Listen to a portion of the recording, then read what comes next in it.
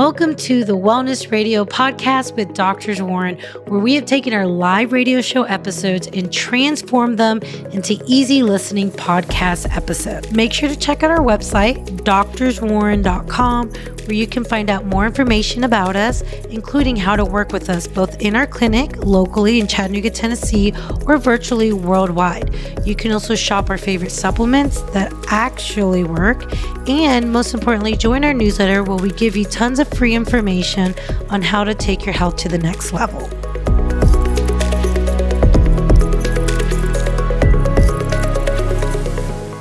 Welcome back to the Wellness Radio. We are here talking about all things health, bringing you the most up-to-date information so that you can take it and transform your health and your family's health for the better.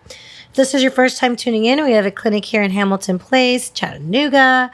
It's a structural corrective chiropractic clinic and a functional wellness clinic, a place of healing for those people that want to get well, to change their trajectory on their health path, and to really optimize their health. And we also do health coaching worldwide, as well as having an exclusive, amazing thyroid inner circle for those people that are suffering with thyroid disorders with myself, Dr. Rebecca. If you want to find out more information about us, check us out at drswarren.com, drswarren.com. But I'm so excited to jump in.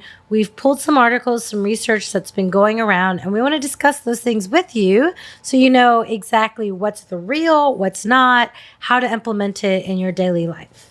Yeah, so the first article I'd like to kind of bring up and talk about was an article written by Scientific American, and it was diving into a couple different studies on a diet for better bones, right? So when you're looking at, things like bone loss and osteoporosis, osteopenia, when we look at those, about 20% of American women ages 50 and older have osteoporosis. So full-blown, basically micro holes in the bone, weakening of the bones. And why is that such a big deal? Well, first of all, what we know is it's a really, really big deal because we know that as you age, one of the leading causes of loss of function and death and an increase in mortality is falls and hip fractures, right? Yeah. And so osteoporosis and osteopenia play a major, major role in that. So if 20% of American women 50 and older already have full-blown osteoporosis, now we look at osteopenia, which is, think of that as the lesser disease process that's leading to osteoporosis. It's like signs of osteoporosis. Exactly. In bone imaging. weakening. Yeah, exactly. And so they showed that more than half, so 50% of women over the age of 50 have osteopenia. I was going to say, I'm like, only 20%. I feel like as women age, especially as women that go into menopause, that's all I hear that they're hearing from their doctors. Like, oh, osteopenia, osteoporosis. So it's those premenopausal, menopausal, menopausal women that are really, really concerned, as you should be, about that bone density. Yeah. So worldwide, 1 in 3 women 50 or older have bone disease. 1 in 5 men have bone disease. And so again, when we look overall at the risk that this poses as you age, it's absolutely huge. And so when we think about bone density, right, we think about, really most people think about 2 main, like mineral and vitamin, right? 2 main nutrients. And what are those? They are calcium, and you know the other one? Vitamin D, right? Calcium. Do I know the other one? Yes, I do. You guys know the other one? But right. Yes. So those are the 2 main ones that medical professionals will talk about. I'm surprised they even talk about vitamin D. I feel like usually it's just calcium, like go get a calcium chew, like those chocolate chews. Right. Yeah. I mean, the biggest focus is calcium. Yeah. And unfortunately, most calcium supplements out there are like limestone, crap. Right? It's junk. Yeah, they're not good. Yeah. But yeah, so they talk about vitamin D, but this is where it gets really interesting, right? Because even though they've heard vitamin D is good for bone structure, they don't focus on it the right way. And let me explain what I mean by that. So a study, they say in the medical field, it came as a big surprise. The New England Journal of Medicine found that taking vitamin D for 5 years did not reduce the rate of fractures in healthy adults ages 50 and older. So let me repeat. So taking vitamin D every day for 5 years did not reduce the rate of fractures in healthy adults 50 and older. Okay. So what this basically came to the conclusion, of a lot of doctors, they basically said, like the one from Brigham Young Women's Hospital in Boston, I don't know, Meryl LaBeouf, she just came out and said, this is why physicians need to stop prescribing vitamin D. It doesn't work. It's a waste of money. And by the way, stop testing vitamin D levels. Oh my There's goodness. no reason to. This is a proof that there's no reason to. So let's kind of break this down for just a second. Yeah. Number one, right? We know that vitamin D is involved in so many more things than just bone density, right? Mm-hmm. Like I read a study the other day that vitamin D is involved in, like, looking at the spinal cord and the brain in producing acetyl-CoA, right? Which is vitally important for you not getting Alzheimer's and dementia and neurocognitive decline. Vitamin D is just huge. It's huge. Immune function. System, look at that. Yeah. Cancer fighting. Yeah. Cancer fighting hormone. Genetic expression. Thyroid dysfunction. It's just, it's a hormone that is so vitally important. Yeah, it's huge, right? So that's number one, right? They're only looking at it from a bone perspective. Number two, Dr. Rebecca, is there anything else involved in bone density and growing good quality bone besides vitamin D and calcium? Oh, yes. Yeah, Can we talk about amounts. minerals? Can we talk about other fat-soluble vitamins? The fact, I actually think, I'm going to put this out here. Yeah. I actually think it's dangerous Yeah. that doctors are prescribing vitamin D. Yeah. Oh, because it's not being done correctly. Yeah. Okay. Yeah. Vitamin D in the body, taking it works alone. No, it does not just work alone. It has cofactors that allows it to get into the cell, that allows calcium to go where it needs to go. Like the fact that so many people are getting on a good amount of vitamin D without any type of cofactor, I think is dangerous. I 100% agree. And to throw on top of it, what doctors are prescribing and what is fortified in, let's say, milk, cereals, things like that. A lot of the time, it's the wrong vitamin D. It's synthetic and it's vitamin D2, which we know it requires some extra steps within the body and the physiology of the body to then convert that to the usable form of vitamin D3. So yeah, there's multiple holes in this, right? I want to add this too. Not just prescription vitamin D. How about if someone hears an article about how vitamin D is good and they go to Walmart or GNC or Target? Oh, yeah. And they just buy a vitamin D supplement. Yeah, and then you're talking about less quality, worse absorption, all of those things. And the reason they talk about vitamin D being involved with calcium, it was kind of twofold. Like, vitamin D plays a critical role in basically the way the gut absorbs calcium, right? Which is, so if you don't have enough vitamin D, you're not going to absorb enough calcium. But again, calcium, when you think about the typical American diet, do you really think people are deficient in calcium?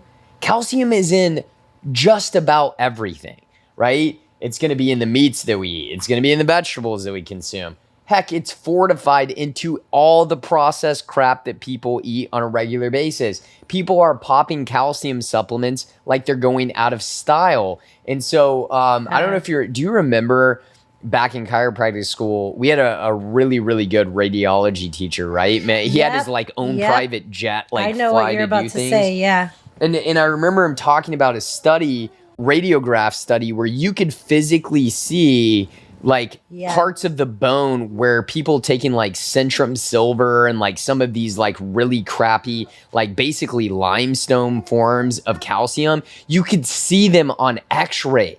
because it was not healthy forms of calcium. It was junk forms of calcium. And so calcium is not really the problem. Like occasionally you'll run into somebody that actually does have calcium issues and has calcium deficiency, but not mostly that's not the issue. But we're not talking about that, right? Like your No. doctor says you have a calcium issue, so you think I need to take more calcium. It's not necessarily taking calcium at all or taking more calcium. There's more to it. There's much more to it than just calcium, right?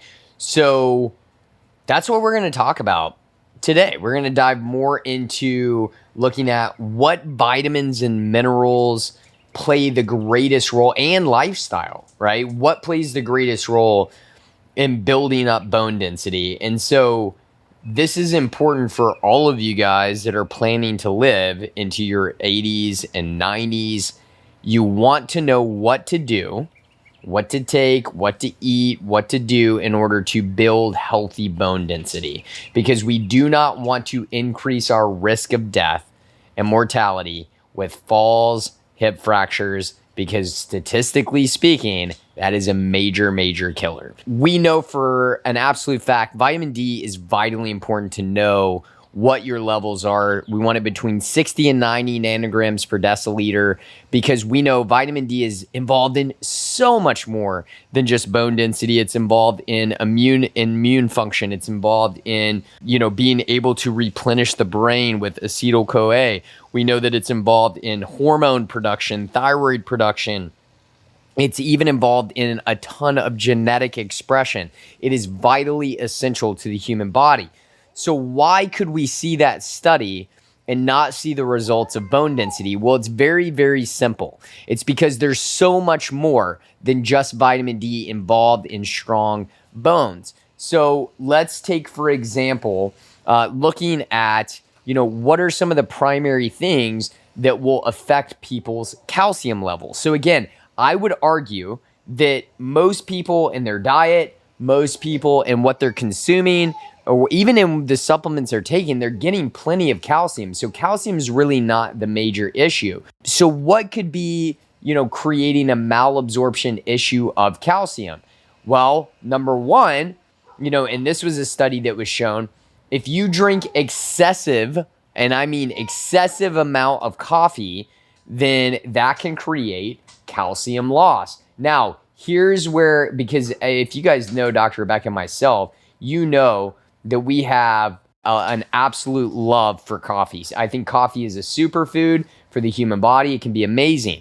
So when you look at the studies, mild to moderate consumption of coffee can actually it's been shown to increase bone density. But when you start getting into a severe consumption of coffee, it's in high amounts. We're talking 5 to 6 plus cups a day. Now we can start reducing the amount of calcium that our body contains. Well, it goes the same way with alcohol as well. Consuming more than, a mild amount of consumption of alcohol will absolutely deplete your overall calcium levels and has been shown to decrease your bone density and affect your bones. Some other things that really play a major role in bone density loss, if you're still consuming Coke, sodas, anything like that, you are really putting your bones at risk. Now, one of the old wives' tales, of sodas and Cokes, like one of the things they used to say was that the fizzy, right, part of the Coke or the fizzy part of the soda or the fizzy part of the water can reduce bone density. And we know now, based on studies, that if you're consuming like carbonated water, like, mineral rich, carbonated water, that will absolutely not reduce your bone density. It will help strengthen bones, but so we know it's not the fizzy nature of it that creates that issue. What creates the loss of bone density with Cokes and sodas and, all of these different things are the heavy amounts of sugar, the high acidity of the soda that somebody's drinking, those are going to be the things that really reduce bone density and affect overall calcium levels, and really increase your risk of osteopenia and osteoporosis. So that's the things that we have to be aware of. So again, coffee, amazing in moderation. Alcohol, hey, have some fun every now and then, but again, in moderation. Sodas and Cokes, nope, you're never going to hear me say consume those in moderation because they're crap and they're junk for your health. Go find something like Olipop. That's like our favorite. It's like a gut supplement in a can, and it tastes freaking amazing. But those are some of the big things that you can consume, that Americans consume in dramatic amounts on a daily basis, that can directly affect your calcium levels and your bone density.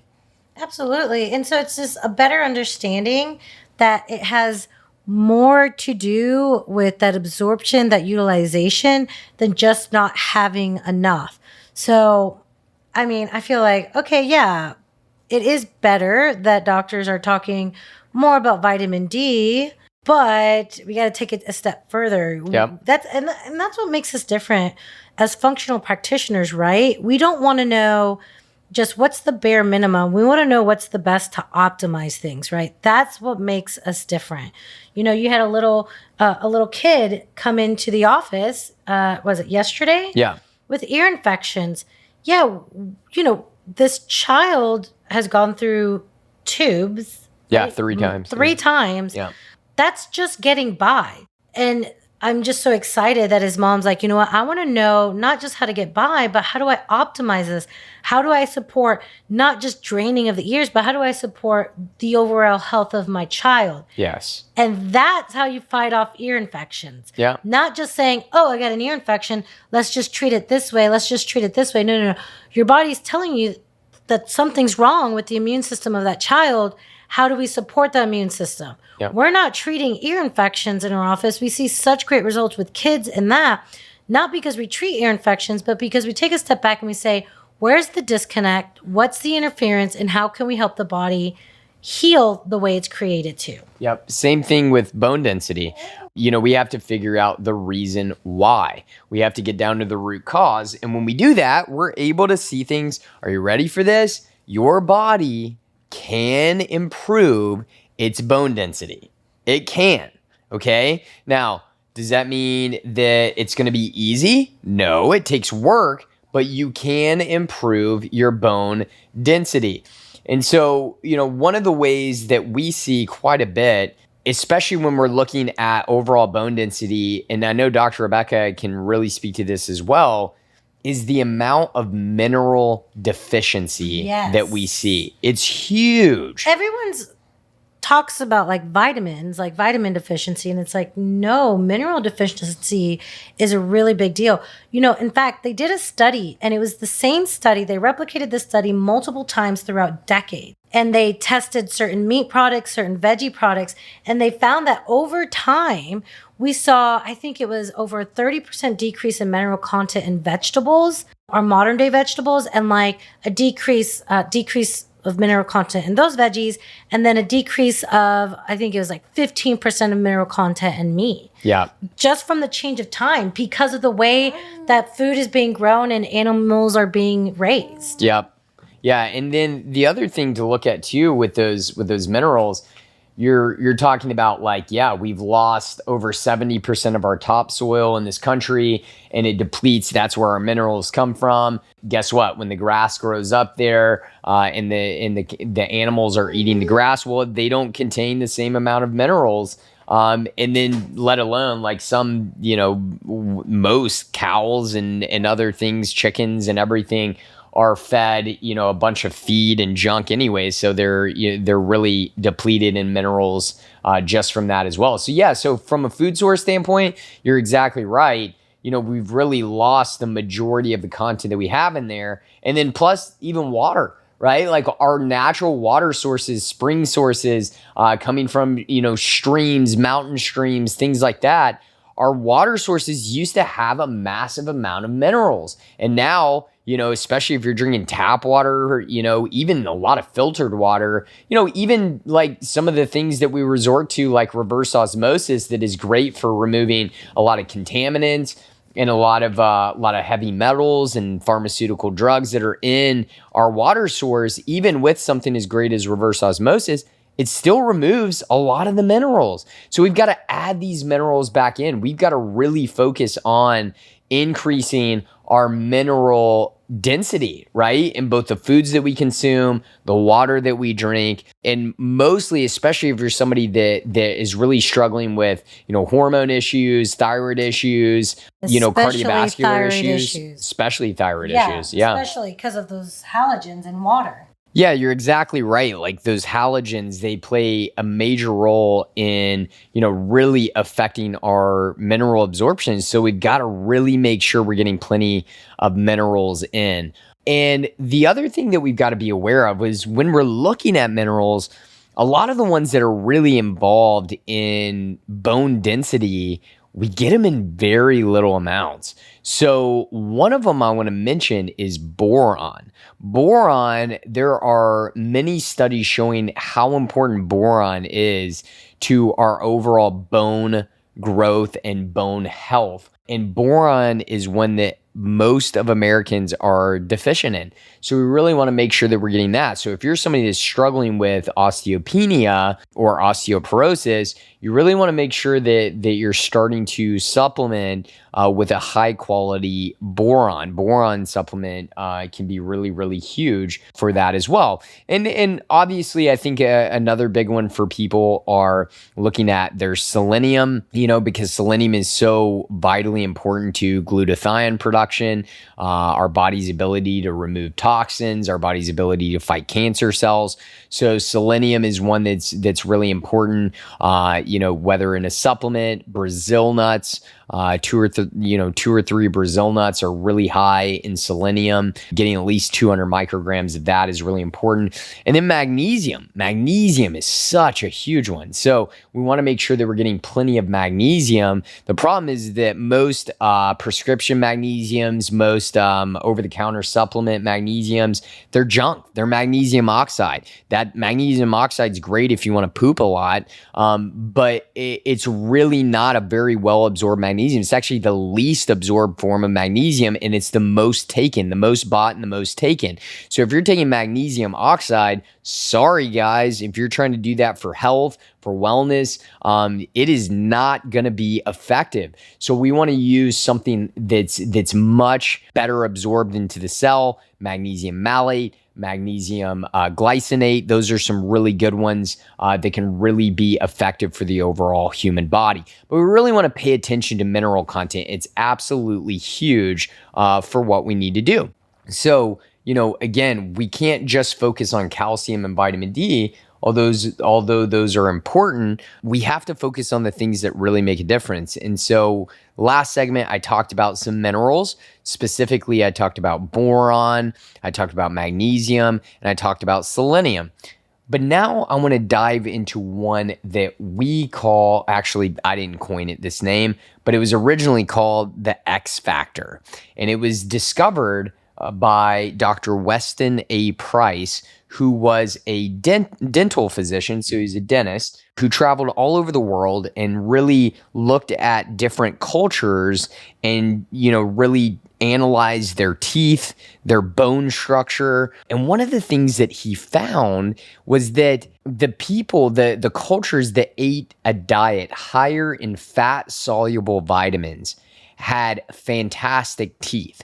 Right? So fat-soluble vitamins, vitamins A, D, E, and what he called at the time the X factor, vitamin K, and more specifically, vitamin K2, because there's different forms of vitamin K. Vitamin K1 dealing more with clotting, right? And the way the body is able to appropriately clot when you've been cut or injured. But vitamin K2 is really what he called the X factor. And what he found is that these cultures that consumed high amounts of foods that were loaded with fat-soluble vitamins, especially this vitamin K2, their teeth were almost perfect, right? They had these beautiful white teeth that were, no cavities, no dental caries. They showed, these wide, beautiful jaws, the way that our jaws are supposed to be. And again, it had a lot to do, and the majority of it to do with their consumption of fat-soluble vitamins. So vitamin K2, it is, again, a major deficiency in our society today. And the reason for that is because vitamin K2, the most of the places that you're going to get it are from dairy products. Now, the problem is that most conventional dairy products that you buy are like basically they kill everything good in it by pasteurizing it, homogenizing it. And by the way, if you still think that that pasteurization is such an amazing thing for milk, I mean, you're living on a different planet. Like, raw local milk is by far the healthiest thing that you can consume compared to conventional dairy any and every time. It's just not the monster that our government has made it out to be. Raw dairy is fantastic for those that can tolerate dairy. It's the way to go. But that being said, when we look at dairy, it contains these fat-soluble vitamins, vitamin A, D, E, and K, specifically a lot of K2. But when we pasteurize them, we homogenize them, we absolutely we denature these fat-soluble vitamins. And then we also, not only do we do that, we affect all of the beneficial bacteria and the enzymes that are involved and really cofactors in the absorption of calcium, in the absorption of some of these fat-soluble vitamins. And so the majority of Americans, I'm sorry, but you're not consuming very high-quality sources of vitamin K2. And so, one of the things that one of the places I really like for people to get a lot of vitamin K2 is in grass-fed butter. So getting a lot of grass-fed butter, you can use things like goats and sheep's milk, cheeses and goats and sheep's milk yogurts. If you can find a really great grass-fed yogurt, grass-fed cheeses that are A2 casein, those are fantastic. You're going to get high amounts of vitamin K2 from those things. And so vitamin K2 really is that X factor. It's one of the things that helps to, really tell, it's kind of like the conductor or the teacher to tell calcium where it should go. It really does a good job of telling the calcium, to go to the bones rather than to go to, let's say, your arteries. So again, vitamin K2 is the X factor. So that's why Dr. Rebecca and myself, we do like vitamin D supplementation, but we like the right kinds, and we like to get it the way that you would get it in nature. When you consume some of that really high quality, organic, raw dairy, when you consume that, or when you consume, let's say, an egg, right, a pastured egg, you're not just getting, a bunch of vitamin D. You're getting it alongside of vitamin A, vitamin D, vitamin E, and vitamin K, and multiple forms of vitamin K, multiple forms of all of those vitamins. And you're also getting all those minerals in it. So when we have people supplement because their vitamin D status is so low, or let's say they're suffering with osteopenia or osteoporosis, we want them to supplement with a full fat-soluble source of vitamins, vitamin A, D, E, and multiple forms of K, in order to be able to really see a robust response. So if we saw a study like that, I guarantee it'd be different.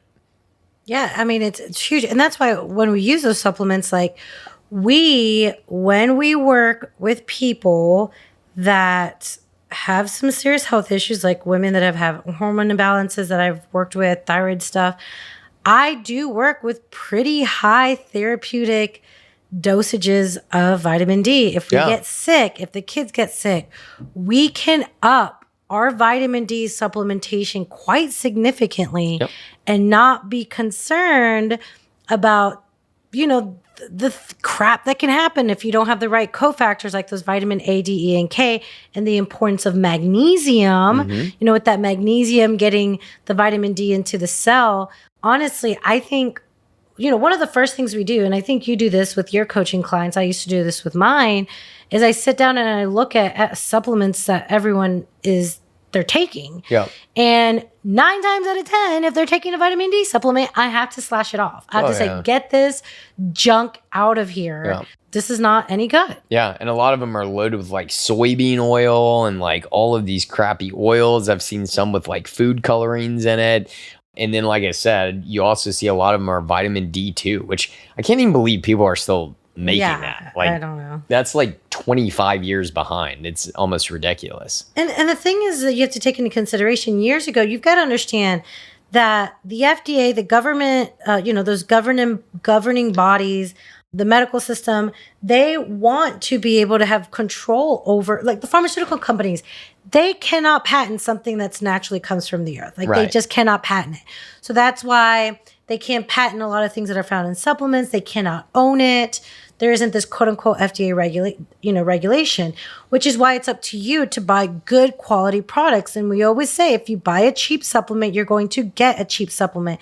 And I always share how this Attorney General of New York years ago did an investigation into supplements, and they looked into what was on the label and was in the ingredients. They went to Target, GNC, I think Walmart, Walgreens, like Publix. It was like all the grocery stores. And GNC, and they took and they studied what was in it and what they said was on the label, and it was actually really gross what they found. It was astonishing. I remember they said, they literally made the statement, there was DNA in this that we don't even know what it is. They couldn't identify the DNA that was in some of it. The fillers weren't what they said it was going to be. Like, there was all these things. And of course, the Attorney General used that as an example to say, see, supplements need to come under government overreach, like overhand, like we need to do this. But no, all that means is if you're going to buy cheap supplements, you're going to get cheap supplements. And if you guys want to know what the supplements we like, you can literally search our shop. You can see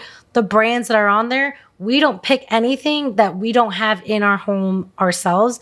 And you can check that out on our website at drswarren.com, DRSWARREN.com. Yep. And you can also, we have protocols on there as well that you can check out to optimize and really support your wellness. And by protocols, you mean like literally, this is what I would take if I had seasonal allergies. Yeah, type of exactly. things. Yep, to support your immune system. So again, go over to drswarren.com and you'll see over there on the sidebar, it'll say professional shop, and you can get on there and start to look at all the things that we recommend and that we use on a regular basis, including the things like selenium and magnesium and vitamin A, D, E, and K, and all of the great things that we've talked about, like boron, all the things we've talked about thus far. The other thing I wanted to mention though is like weight bearing exercise. Okay. So this is how amazing God is, right? God's such like literally the perfect engineer that he designs your body that when it goes through stress,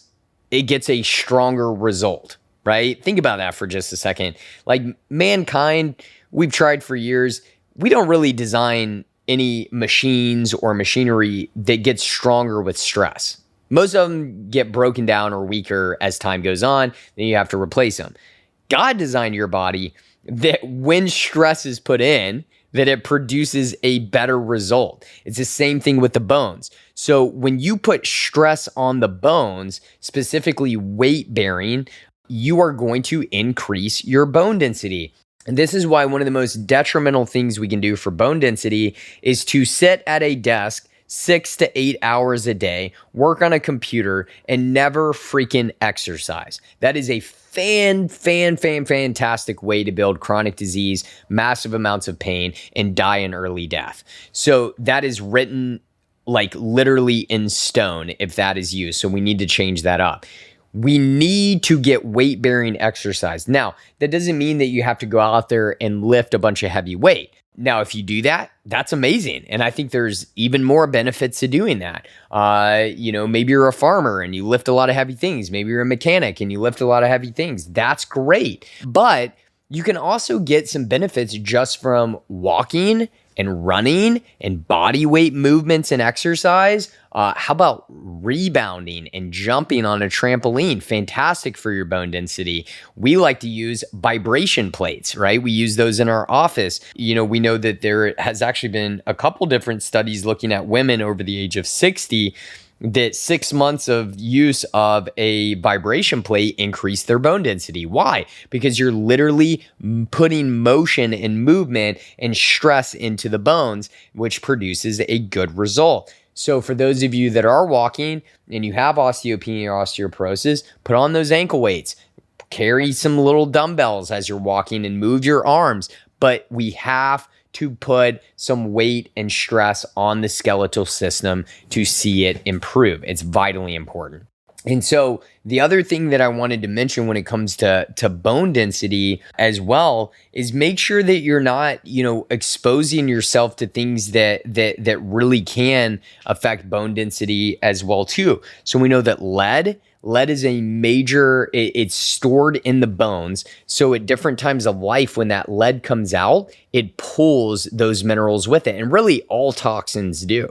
So one of the best things you can do is minimize your toxic exposure, and then also start to work on, working on detoxing on a regular basis as well, which we have a lot of past shows on that. We've got some resources on our website, doctorswarren.com, that you can check out and learn more about that. Or if you're somebody that knows that, hey, my parents were a part of the lead generation, or you know what, I know that my mom had a lot of mercury, fillings in her mouth when she was pregnant with me, or I know that my toxic burden is really, really high because I worked in an occupation that has high toxic exposure. Well, that's what Dr. Rebecca and I work on a lot. That's one of the things we specialize in is teaching and showing how to appropriately detox at a cellular level to start getting these toxins out and then fill in those mineral gaps with proper minerals so that, again, we can see some incredible bone density there. So hopefully that helped you guys out. Again, go over to doctorswarren.com, get on our professional store if you want to learn and get some great resources of all those minerals and fat-soluble vitamins and the things that we've talked about on today's show. It's been an absolute blast. We've had a lot of fun. And again, thank you guys for really making a great choice, right? Health is all about choices, and you made a fantastic choice by listening to the Wellness Radio. We'll see you guys next time. Hey guys, if you enjoyed today's episode, please take some time and leave a 5-star review. That helps us be able to reach more people with a message on health and healing. Also, make sure that you subscribe to the podcast so that when it goes live, you're ready to take your health to the next level.